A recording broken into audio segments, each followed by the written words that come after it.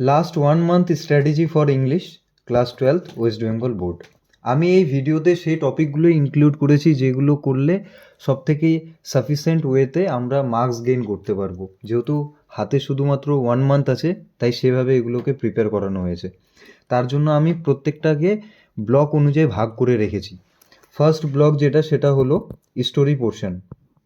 Story থেকে 3 questions আমি রেখেছি, কারণ 3 কোশ্চেন্স সব থেকে ইজি একটা টপিক। আরেকটা আছে, সেটা হলো অ্যালিস ইন ওয়ান্ডারল্যান্ড, যেটা ডাউন দি র্যাবিট হোল।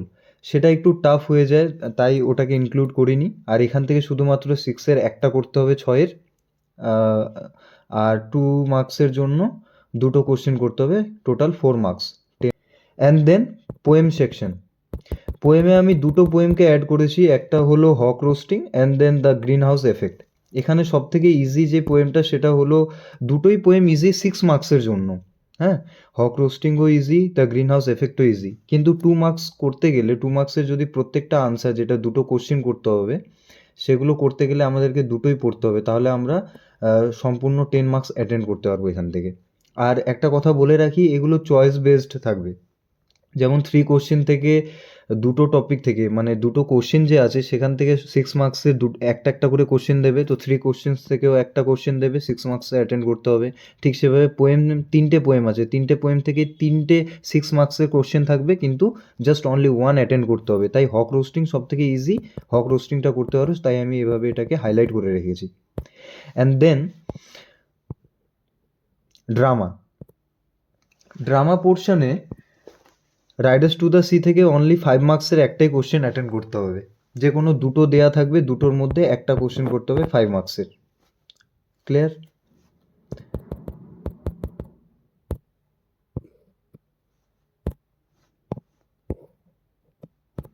তারপর চলে আসছে আমাদের গ্রামার পোর্শনটা।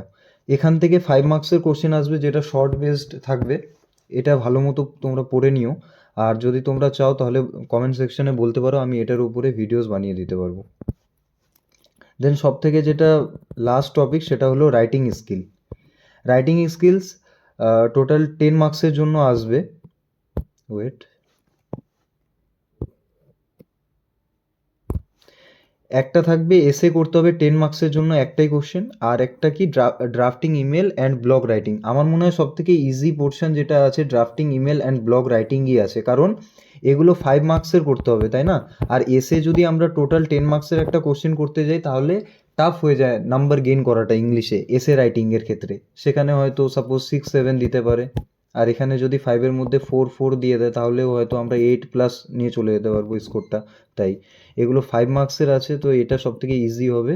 এটা জাস্ট শিখে নিতে হবে যে ড্রাফটিং ইমেলের কনসেপ্টটা, ব্লগ রাইটিংয়ের কনসেপ্টটা, তাহলে easy to gain this 10 marks. তো এটাই প্রিপারেশনের জন্য ছিল 1 মান্থের জন্য। আই থিঙ্ক খুবই সলিড একটা প্রিপারেশন হতে পারে এর সাহায্যে। আর তার সাথে আরেকটা জিনিস আছে, সেটা হচ্ছে, বাকি যে আমি এখানে স্টোরি আর পোয়েমগুলো বলেছি, আমার মনে হয় যে এই টপিকগুলো পড়লেই কমপ্লিট হয়ে যাবে গোটা সিলেবাসটা। আর 1 মান্থের জন্য বাস এতটুকু করলেই এনাফ। যেমন একটা আছে, স্টোরি থেকে 3 কোশ্চেন পড়লেই হয়ে যাবে, পোয়েম থেকে শুধুমাত্র একটা পোয়েম পড়লেই এনাফ। যেমন হক রোস্টিং কেউ পড়তে পারো, কেউ দ্য গ্রিন হাউস এফেক্ট পড়তে পারো, কেউ ড্রামা থেকে একটা কোশ্চেন পড়ে নিলেই হয়ে গেল। তারপর গ্রামারের পোর্শনটা, এটা তো শিখতে হবে। আর writing skill, drafting email and blog writing লিখতে পারলেই বাস হয়ে গেল। I think this is gonna help you. Thank you. And this is my channel name, MindX, an exam learning platform.